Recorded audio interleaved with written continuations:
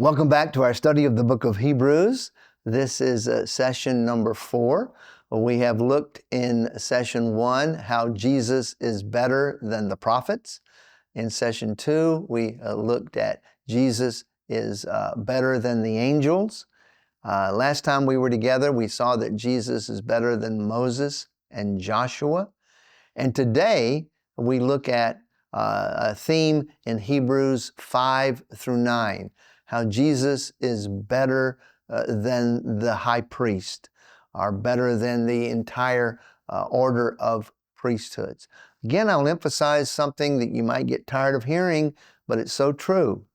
The priests were good. The high priests were good. They were commanded by God. No one is criticizing the priests for being bad. As good as they were, however, Jesus is better. Now in Hebrews 5 through 9, that's a big section of the book of Hebrews, and it's a challenge to get through it. We have this theme of Jesus as a priest. Earlier, I mentioned that Hebrews, we are indebted to Hebrews for this idea of Jesus being a priest. He's nowhere called that anywhere else in the Old Testament. We do read about his sacrifice on the cross. We do read about that. But he's never called an actual priest until this book right here. And so we know much about his death. Paul speaks about his death. The Gospels speak about his death and his resurrection. But the aspect of his death that is brought out is that as a high priest would kill a lamb and offer those animals as a sacrifice, Jesus became the lamb, and as the high priest, he became the sacrifice. And that, I think, is something that is so rich for believers to recognize. Now, how can we get a picture of this? Psalm 110 is quoted a number of times. As a matter of fact, Jesus even referred to it before Caiaphas.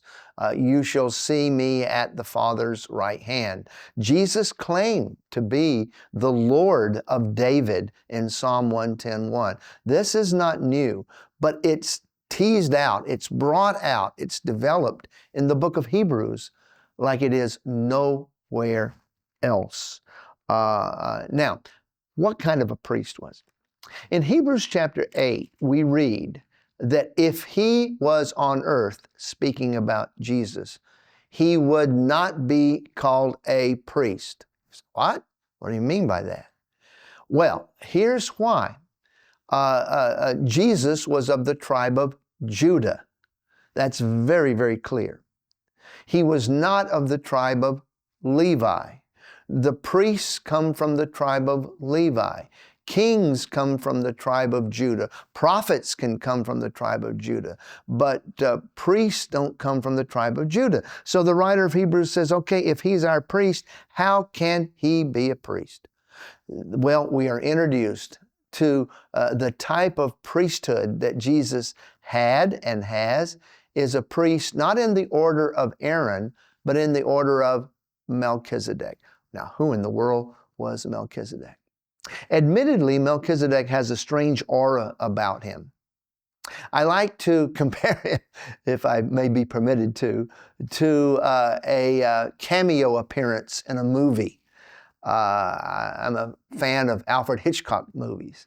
Alfred Hitchcock oftentimes placed himself in one of his movies. He never spoke, he never had any lines, but he would walk onto the screen and walk off.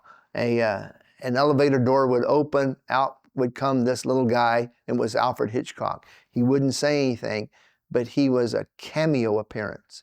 I like to think that Melchizedek made a cameo appearance in the Old Testament. He's only mentioned in Genesis 14, and later he's mentioned in Psalm 110. But the book of Hebrews picks up on that cameo appearance of Melchizedek. Why? Because he is king of Salem and priest of the Most High God. He's a king priest.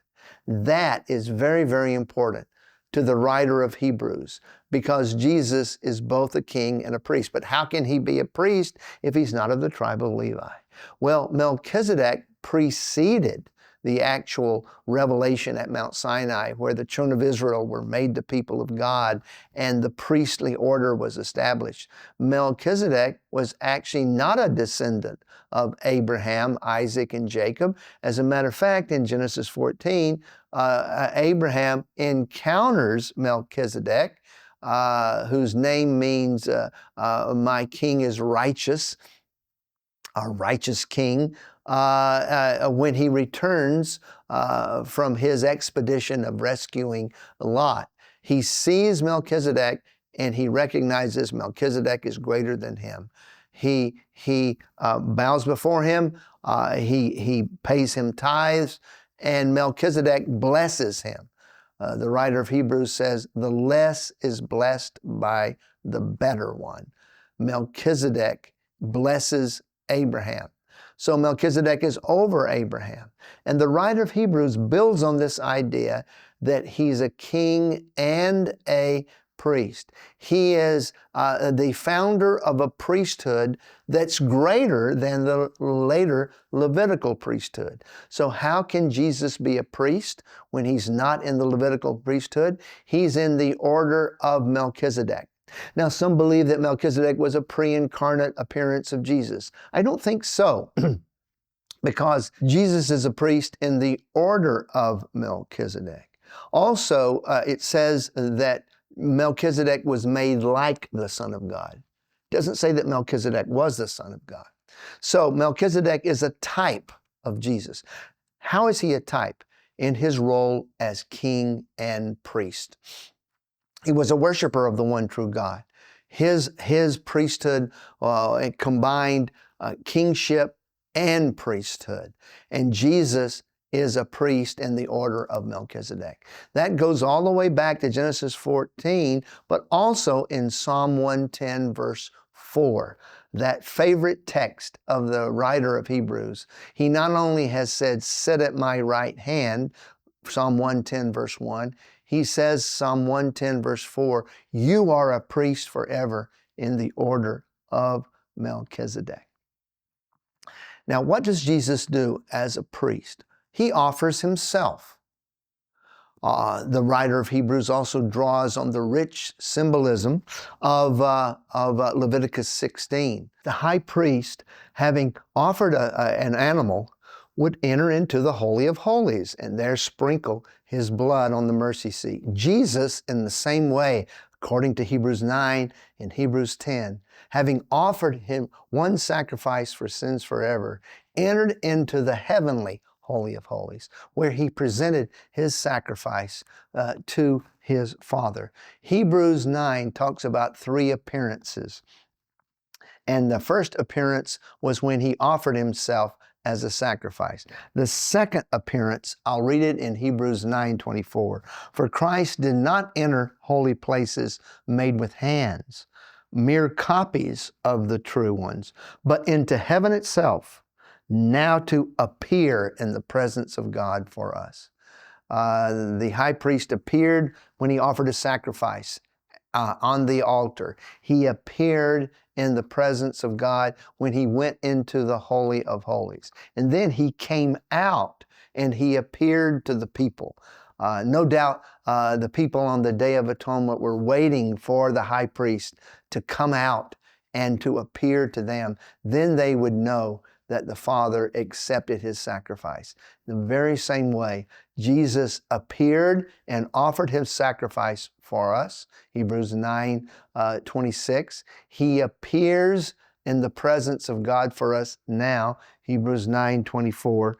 So finally, it says in Hebrews 9:28, Christ also, having been offered once to bear the sins of many, shall appear the second time for salvation. So Jesus appeared and gave his sacrifice. He appears presently in the Father's presence, and he shall appear visibly when he comes again.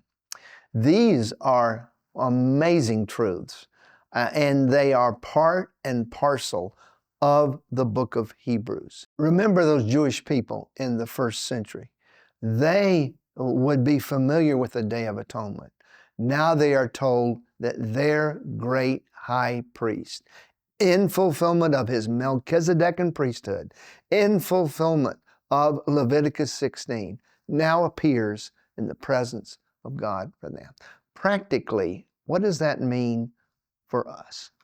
It means this: we can come boldly to the throne of grace because our great high priest has paved the way for us. My wife and I are facing a real challenge with her health, and we have lived on Hebrews 4:14 and following.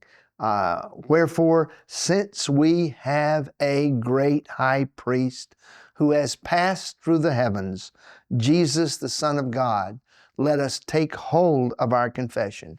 For we do not have a high priest who cannot sympathize with our weaknesses, but one who has been tempted like as we are, yet without sin. And here it comes, Hebrews 4:16. Therefore let us draw near with confidence to the throne of grace, so that we may receive mercy and find grace to help in time of need.